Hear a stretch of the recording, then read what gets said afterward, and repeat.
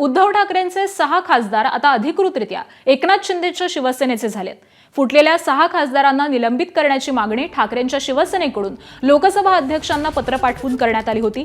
मात्र लोकसभा अध्यक्षांनी 6 खासदारांचा गट विलिनीकरणाला मंजुरी दिली आहे। त्यामुळे पावसाळी अधिवेशनाआधीच एनडीएचं संसदेतलं संख्याबळ वाढलेलं आहे। एकनाथ शिंदेंच्या खासदारांची संख्या 13 वरती गेलेली असून महाराष्ट्रातील सर्वाधिक खासदारांचा एनडीएतील पक्ष ठरलाय। यामध्ये हिंगोलीचे खासदार नागेश पाटील आष्टीकर, यवतमाळचे खासदार संजय देशमुख, परभणीचे खासदार संजय जाधव, धाराशिवचे खासदार ओमराजे निंबाळकर, ईशान्य मुंबईचे खासदार संजय दिना पाटील आणि शिर्डीचे खासदार भाऊसाहेब वागचौरे यांचा समावेश आहे।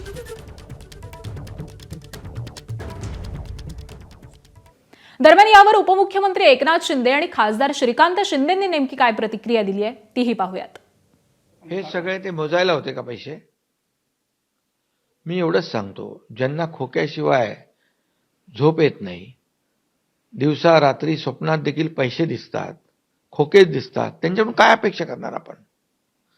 आणि म्हणून मी आपल्याला सांगतो, 25-25, 30-30 लाख लोकांच्या मतदारसंघातून निवडून आलेले खासदार ते त्यांच्याबरोबर होते तेव्हा ते चांगले होते, त्यांच्याकडून गेले की ते वाईट झाले।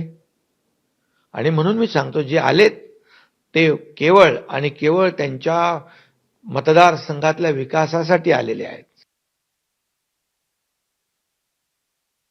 एनडीएची ताकद वाढलेली आहे। सगळ्यात महत्त्वाचं म्हणजे एनडीएची ताकद जी आहे ही सभागृहामध्ये देखील वाढलेली आहे आणि देशामध्ये देखील वाढलेली आहे। 7 खासदाराचे आता 13 खासदार झालेले आहेत शिवसेनेच्या शिंदेसाहेबांच्या नेतृत्वाखाली जे आहे हे 13 खासदार जे आहे हे सभागृहामध्ये त्यांची भूमिका जी आहे ही मांडतील, महाराष्ट्राचे प्रश्न जे आहे ते त्या ठिकाणी उपस्थित करतील आणि त्याला न्याय देण्याचं काम करतील। आणि दरम्यान यावरती ठाकरेंच्या शिवसेनेचे खासदार संजय राऊत आणि अरविंद सावंत यांनी काय म्हटलंय तेही पाहूयात। दाढी जरी असली त्यांना आचार्यांप्रमाणे, जरी ते आचार्य विनोबा भावे नाही आहेत की जे बोलतील ते सत्य आहे व नीतिमत्तेचं आहे, असं नाही आहे। ते मशालीवर निवडून आलेले 6 लोक तुम्ही 50-50 कोटीला विकत घेतलेत, यात कोणतं आलं आहे शौर्य, मर्दुमकी, नीतिमत्ता आणि लोकशाही, चांगले आणि वाईट? याचं उत्तर त्यांनी द्यावं ना।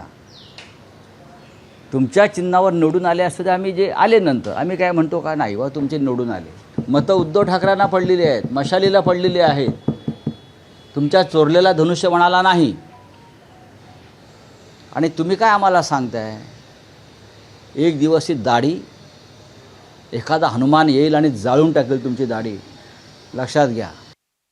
लोकसभेच्या अध्यक्षांनी जो पत्र, त्यांच्या कार्यालयाने जे पत्र काढले ते जरा काळजीपूर्वक पाहिलं पाहिजे आपण। त्यांनी तृणमूलच्या गटाला वेगळं बसण्याची मान्यता दिली, मर्ज असा नाही। यांनी ॲफिलेशन शब्द वापरला, तो ॲफिलेशन दिलेला आहे। आता हे कायद्याच्या कुठल्या चौकटीत बसून दिलं ते त्यांनी दिलेलं नाहीये। त्यामुळे या संदर्भात पक्षाचे वरिष्ठ आदरणीय उद्धवजी ठाकरे साहेब, आमचे पक्षप्रमुख यांच्या मार्गदर्शनानुसार पुढील काय कारवाई करायला पाहिजे किंवा कार्यवाही केली पाहिजे ती केली जाईल। एबीपी माझा, उघडा डोळे बघा नीट।